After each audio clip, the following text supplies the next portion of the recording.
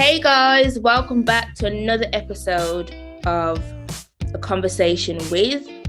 I am joined by the one and only Myles Hesson.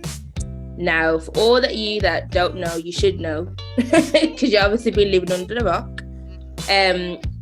He's a world-renowned basketball player. So, you know what? I'm not even going to introduce you. You can introduce yourself. Take it away. Okay. My name is Myles Hesson. I'm from Birmingham. 32 years old, and I play basketball professionally I play in Japan now. Been playing professional basketball for the past 14, maybe 13 or 14 years, I can't think. I played for the Great Britain national team and for England basketball at the Commonwealth Games. Cool. So let's get straight into it. So let's start right at the beginning. Younger days, probably like ages 14, 16. Who was Myles? What was Myles doing back when he was like 14, 16 years old? That was when I started playing basketball, really. I was just going to school. I was always sporty. I used to play football. And we used to do every sport in school, to be honest, like athletics, cricket, rugby, all that type of stuff. And I was just getting into basketball when I was 14 and starting to take it seriously at that point. Okay, so what made you take it seriously? Because as you said, you was playing rugby, you was playing football, and most guys, they do go down the football route. Mm-hmm. But what made you defer from that and go to basketball? So I was playing football from when I was about, I think probably like 4 or 5 years old. It was like my first love as far as sports goes. And I was doing really well with it. I was pretty good. And I think from the age of like 12 to 13, I think around 12 or 13, I developed asthma.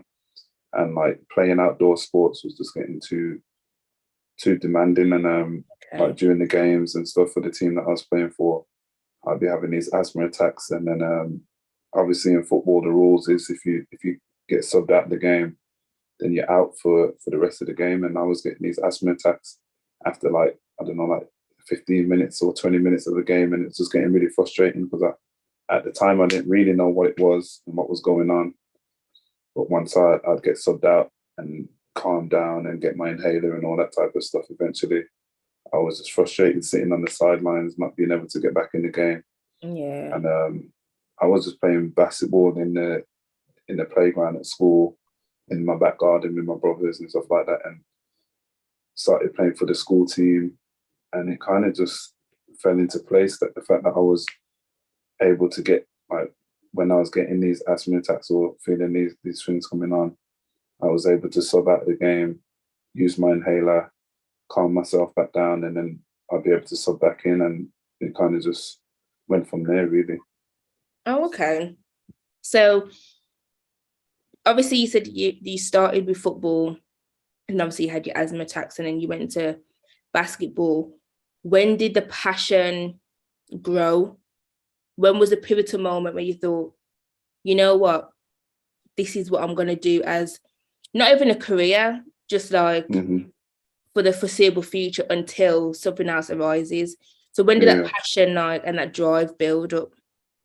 In school, like most of my friends kind of just played basketball. We all just more or less at the same time. It was weird. I think our coach came into school from the City of Birmingham Basketball Club. A coach called Rob Palmer, and he put on a taster session, and we all went to it, all enjoyed it, and then he invited us to come and play for his team basically on a weekend. Okay. And most of us went and joined the team, and then it just went from there. Like all my close friends were playing basketball, so that's all we did before school, after school, during school. Yeah. And that's just how the love for it started to develop from there. Okay, so obviously you started with your first like professional team was Essex Pirates. Mm-hmm. Did the jump from like school, how would that transition happen So was you being scouted? Was you in a basketball academy? Like, how did that? Okay,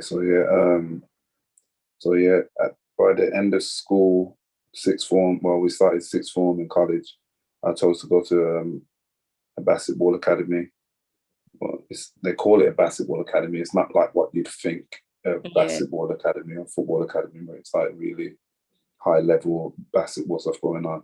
It was just a sixth form that was associated with a basketball team in Birmingham at the time, and they took basketball seriously. You know what I mean? So yeah, we just went from there, and it was always my dream to go and play in America and to go to college and high school and stuff over there. yeah, So that was like basically what I was working towards. But at the time, I wasn't really good enough at that age to get scouted and to get put on to that type of projection to go over to the States and do that type of stuff. So yeah. I was just working on my game back home in Birmingham. And then I started playing for a second division, not a local, national league team called Birmingham A's, which is a pretty good level for the age when I was like 17, 18, no, 18, 19, sorry. And that's where I met one of my coaches, Stephen Hansel, who's he's an ex England, Great Britain international professional basketball player, also from Birmingham. And yeah, basically playing for his team and playing with him and practicing with him, that's what got me to that next level. And then I got me to the point where I believed that I could actually play professionally. And so by the age of, I think 20, when I was 21, maybe, I'm getting too old now to remember all these dates. I think, I was like 20, 21. That's when I'd just been playing for the Great Britain under-20s team. So I just finished playing for that. And the coach was starting a professional team in Essex. And his whole ethos was trying to get young British talent to play in the professional league in Britain. So that's where I started. And that's how I turned pro.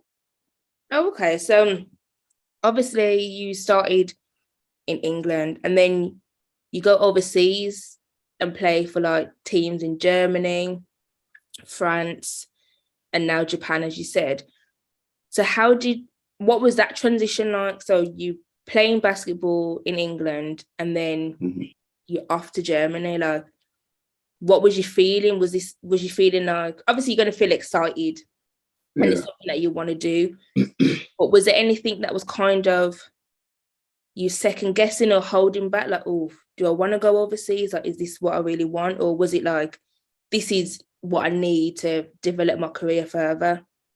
Yeah, for sure. It's the professional game in England is a pretty high level as far as the talent and the standard goes, but as far as money goes, you can't really earn that much in England playing basketball. Okay. It's not, well, it's getting it's changing now, it's getting better now. But back when I was playing, it wasn't that great. So most people have to go overseas to earn a good living playing basketball, and basketball's huge in Europe. Outside of Great Britain, a lot of places it's like the second biggest or even the first biggest sport, bigger than football sometimes. Okay. So basketball overseas is really competitive. It's where a lot of Americans and a lot of other nationalities and countries and stuff, they come and play. So I played two seasons in England in the top league. I played really well and just thought that I needed to make that next step in my career to move overseas. Okay. So did you like a coach? Like, again, was you scouted? Did you put yourself out there? Like, how does it work? So at this point in the professional game, like you have an agent that it's their job to find you a team, and if other teams are looking for players or they're interested in you, they go through your agent, and that's how that kind of stuff Okay, works. yeah. But initially, getting out to Germany, I basically did it myself because the agent I had wasn't really good. I wasn't really that great. I wasn't really, nobody in Europe wanted me, like to say, okay, yeah, we want him, bring him out there. So I kind of just had to make my own way. And I ended up reaching out to a few different coaches that I'd known, and one of them got back to me and basically gave me an opportunity to play in the third division in Germany, which is a lower league. Then it's a lower standard than I was playing in England. Yeah. The money was lower also, but it was like a springboard for me. I was able to go there, and I knew that my projection would be better. I'd be able to do more over there than I would in England. So I Yeah. took that chance to take a step back, to take 2 steps forward, if you know what I mean. Yeah, because I was gonna say, like, obviously you're playing up here and you're Mm-hmm. thinking, yeah, it's going well.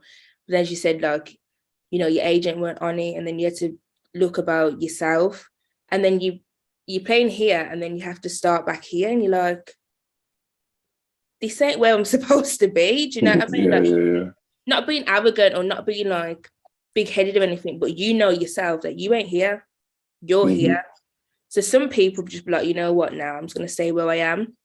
But I like how, you took that initiative, as you said, to take a step back, but you've moved 2 steps to make yourself move 2 steps forward. And I Mm-hmm. think that's so courageous, because people don't do that. They think they're a certain, in anything, like any job, any profession, you think you're here. I ain't going down there for less money, for Mm-hmm. less this, for less. Nah, I'll just try and batter. But I like, obviously, the determination, and obviously, yourself. Let me go here. Let me show them what I'm doing. Because obviously, you're definitely going to be better than the other players here in somewhat Mm-hmm. respect. So then you stand out, Yeah. and then you grow. Was that the kind of thing that happened? Yeah, basically that's what it was. It's like in Europe they didn't know me. So me trying to get a job in Europe from England is like, who's this guy kind of thing. Yeah. So I had to really just go out there and prove my worth in that league and dominate that league, and it opened up more opportunities to take steps forward. And I ended up moving from the third division to the first division in the same season. But then I Okay. had to go back. Congrats. Oh, good. Yeah, thank you. Yeah, I had to so then after that season was finished, nobody in the first division wanted me yet, because I kind of didn't really play that much. I was only kind of replacing someone that was injured, but it was still a good opportunity. And then, Yeah. so the following season, I ended up playing in the second division. I had to prove myself again in that league, did it again. And then after that, that's when I moved to the first division in Germany. And I played there for 1 season, and then moved to France, and then played 6 years in the top division over there. That's good. So obviously Mm-hmm. overseas, like a lot of people obviously only go overseas on holiday. They have like the tourist bits and stuff. So how was that transition, like the food, the language, the cultures? Did you adapt well, or did it take some time? I kind of adapted pretty fast. I didn't really have a choice because I was out there, and I was lucky that my roommate on the first team that I went to in Germany, he was a black guy. His dad's American and his mom's German, so Okay. he spoke. So he's German himself, but he spoke really really good English, and he was basically, I wouldn't say a tour guide, but he was like, yeah, he was like my guide. He was like my best friend when I was out there, and he really just showed me the ropes and kind of just made me feel at home really quickly over there. So that was good. Okay, that's good. So I know you mentioned obviously you played for the under 20s or under 21s Great Mm-hmm. Britain team. So that first phone call when no, so before I ask that question, the under 20s, would you automatically play for the adults or not necessarily? No, no, no. No. So after the under 20s, there's kind of like a fall off because there's a bit of a gap between like that young age. So between 20 and I'd say like 24, there's a bit of a gap of, are you going to go pro? Because a lot of the under 20s don't actually go and play professionally. Some of Okay. them are probably going to still be in college in America or something like that until they're probably like 23. And at that point, it's like, okay, you've gone to college, but can you make it as a pro? because I don't know, the numbers are staggering for how many players come out of college every year looking for a certain amount. There's only a certain amount of jobs, and there's thousands more applicants, if you know what I'm saying. Yeah. So there's a bit of a fall off between that age, like 20 to 24. So no, it's not guaranteed that if you play for the under-20s that you'll play for the men's team. Okay, so obviously we know you do play for the men's team. So that first call of like Myles or Mr. Hesson, we want you to play for the national team.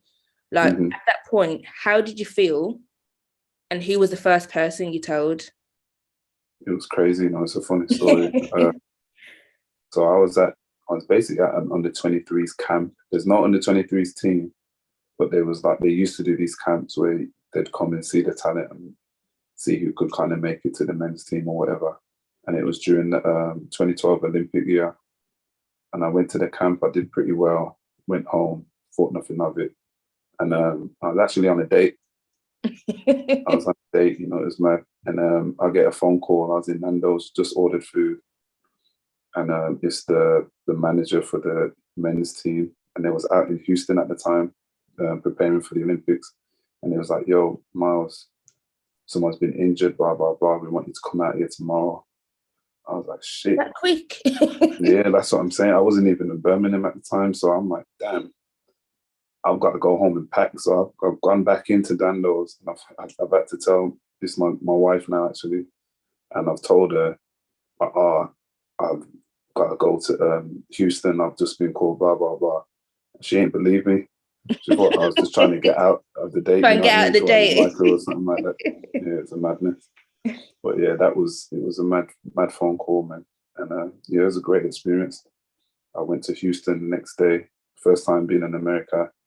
And I was practicing with a bunch of NBA players and a bunch of really high-level basketball players that were older than me at the time. And it was a really good experience. And that's good. So obviously I know you said you was on a date with now who's your wife. How is she there with you when you travel overseas or? Yeah. And that's a good thing, I'll be like, Mom, I'm gone, let me just travel because you just never know. And it's nice to have that support. So talking about the national team, I have to mention, obviously, OV is in the national team.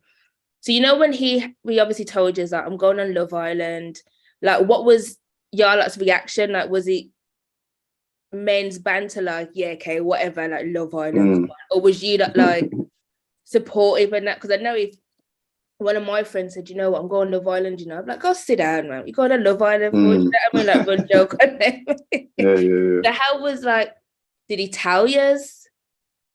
So he wasn't shocked when you seen him. He wasn't allowed to tell people. Like, people that go on them shows aren't allowed to tell people, but people find out. So everyone knew that it was going on there, and it was just a matter of time to see when he'd pop up on it and at what stage. And then when we seen him, because we was in camp at the time. We was in where were we? I think we was in Manchester at GB camp during one of the European qualifying windows or something like that. Yeah. So we would all we all seen him on there watching it together sometimes. And yeah, man, he killed it on there. Like, it was good to just see him like representing himself the way that we knew that he could, you know what I mean? And then him to come out the way that he did, it was just sick. That's good. So moving swiftly on. So obviously, like, going back to your earlier teams, obviously I said that you played for Essex Pirates, then you was at Mersey Tigers, and then you've moved through overseas and now you're in Japan. One, how long have you been in Japan for? And where do you feel like your career is going to go after that? I've been in Japan. This is my second season, so in all, probably about almost coming up to 12 months, not consecutive. It's like 10 months, and then I come back home for the summer, and now I'm back out here since last month. But what was the end of that question? Sorry, where do I see it going from here? But yeah, where do you see it going from? Okay, Yeah, I'm looking to stay in Japan, hopefully for the next, I don't know, next few years, next 4 or 5 years maybe. And then by that time, I'll probably be getting on in age as it comes to basketball. So I'll probably be looking at more retirement, probably go back home to England and play a season in England or something like that. I don't know yet. Okay, so like, would you move on to like, so going back to like basketballers or footballers when they're like retired, they turn to pundit. Would you ever want to go down that route, or do you think when you finish, you just finish and you move on to something else? I don't know. I'm not sure if I do punditry. I don't know if my voice sounds interesting enough for that. I don't You really can have get some enough training. emotion. Don't worry about that. I don't have enough emotion for all that. And coaching, probably not. Like coaching the whole team, it just takes Yeah, up too much time. Takes up my weekends and all that. When I finish playing, I want my weekends back, just so I yeah, can chill, yeah. with family and stuff. But yeah, I'm not really sure yet. I'll still do something involved in basketball because I'm still gonna love it. I'm still gonna want to be involved, I'm sure. So Yeah, yeah. figure something out. Okay. So we have to talk about the 2022 Commonwealth Games. Mhm. So you're obviously in the national team. The Commonwealth Games has basketball. When you're playing your games, are you thinking in the back of your head, we need to win because this is our hometown, especially yourself coming from Birmingham? Like, is that pressure in the back of your mind, or would you just say, you know what, let me just play my game? Yeah, it's a good question, because I've been telling people like, well, first of all, the basketball that was at the Commonwealth Games isn't the basketball that any of us play like that style. We don't play 3 versus 3 or Okay. 3x3. We all play 5 versus 5, and it's really a specific type of skill set that you need to play that version of the game. And the teams that we were playing against, most of them guys play that regular. So we were kind of up against, especially against Australia and New Zealand and Canada. Yeah. Those three teams there, they play 3x3 throughout the whole year. So they're really experienced players. And yeah, coming together, we knew that we were talented and we knew that we could compete. And yeah, it was after we had like a pre-tournament, like a week before the Commonwealth Games, where we played against these teams. And Yeah. we beat Australia, we lost to Canada, and I think we beat New Zealand. I can't remember, but at that point, that's when I was like, you know what, I think we can do this. And then being at home, I've never put that much pressure on myself in my life. Yeah. I wasn't sleeping in So the you put that pressure Commonwealth on in this. yourself, or was it, sorry to Yeah, interrupt yeah, yeah. you, you put that pressure on yourself, or was it outside pressures, or kind No, of I put it on both myself. on I yourself? put it on myself because I knew that I couldn't play at home. Once in a lifetime opportunity to win a medal and go down, like, you know what I mean. I Yeah. couldn't let that happen. So I was in the Commonwealth Village just not sleeping because I'm just sitting in my head, just going through plays, going through different scenarios and all different types of things. I put a lot of pressure on myself. So you're in the game, in the final. It's gone to overtime. Now that winning shot, was it planned? Was it intentional, or was it just like, you know what? Let me just try a thing and see if he gets in. What was? No, I mean, I've been taking like the final shots in a lot of these games, in a lot of the build-ups to it, in a lot of the games during the Commonwealth as well. So I was used to putting that pressure, putting the team on my back almost to say like, yeah, give me the ball, let me do it. You know what I Yeah. mean?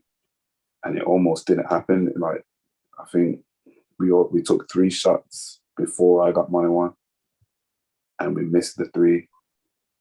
And it was close to losing, and I was pissed before I got my shot. I'm like, there's no way I'm gonna lose and not actually get a shot to try and get this. You know what I mean? Yeah, And yeah. then like, yeah, luckily enough, It wasn't planned. I had planned something previous before it that didn't go to plan. Okay. And then it just so happened to fall into my hands into the corner. And yeah, it was a madness because the whole game, I don't know if, unless you were in the stadium or like watching really closely, you wouldn't realize how windy it was because it's outdoors, isn't it? Okay, and it was super windy. So the whole game, I couldn't shoot nothing because I was shooting and then the wind would take the ball. So I'm in the corner now. We're down 1. I need the 2. It's a 2, it's not a 3 because it's 3-3. I need the 2 point to win. And I just settled myself and I was like, yo, I just hope the wind doesn't take my shot. Yeah. I'm gonna shoot. I have to shoot it. I'm gonna shoot it. I hope the wind don't take it. And then the wind didn't bother it and it just went in. That was good. And then obviously you shoot the shot, ball goes, everyone's in uproar, and you gold medalist. Like, you know, when you shot the shoot the shot. You know what I mean? Mm-hmm. Did it sink in like we've won gold, or was it just like we've won this match? Like straight away, as soon as it went in, like the pressure that I had on myself, just everything came to like an explosion of just emotion, and I realized as soon as it happened, like how big it was, and yeah, it was one of the best experiences ever. So obviously, I want to obviously you see people gold medalists, and then when they have interviews and stuff, they have it on. Like, do you keep that gold medal yourself? Yeah. I don't have it with me in Japan. I didn't travel with it. Oh, okay, keep it at home, safe in your hotel. Yeah. I understand that. Mm-hmm. I understand. But we're gonna roll a clip of the winning shot that we're just talking about. Mm-hmm. It doesn't go. Hesson will get the ball. He goes for 2. It goes. The local lad is the hero for England. Birmingham's best has won gold in Birmingham. England have done it in overtime. Revenge for Australia wheelchair basketball, knocking England out last night in the semi-final. Thank you again for agreeing to come on my podcast. No problem. All good luck to you in the future. Whatever you do after the fact of basketball, good luck to you in anything, as I said, that you're going to do. Yeah, and obviously I know the time difference and stuff because you're obviously in Japan. Mm-hmm. So yeah, this has been a great conversation on one books, because you are listen, don't be thanking me because you're, you know, I would go say like what, a national hero, but a Brumtown hero, do you know what I mean? And what even the Commonwealth as a whole, I think uplifted Birmingham. Yeah. The people was like, yeah, I can do this, or I can, do you know, like motivation behind their things, their creative side or professional side or sports or whatever they want to do. And you was a part of that. So, you know, thank you for history, for making history being made. Appreciate it. You know what I mean? But again, thank you for coming on. Right, guys, that has been the end of the conversation. All of Myles's Instagram, stuff like that will be in the description below. And yeah, thank you. Peace. All right. Sure. Take care. Thank you. Bye-bye. Bye.